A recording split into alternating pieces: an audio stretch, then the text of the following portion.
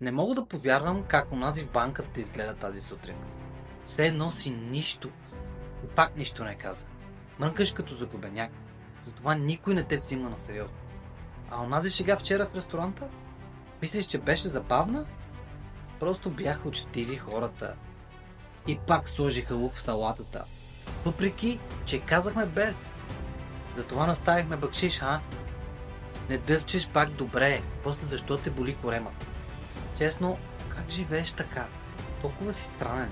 Изтощаващ. Никога не правиш нищо както трябва. Яш.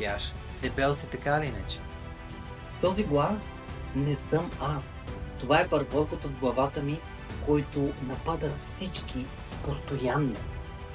Но не съм тук да му слушам лъжите. Тук съм в настоящето да се насладя на храната си. И естествено, че си изтощен.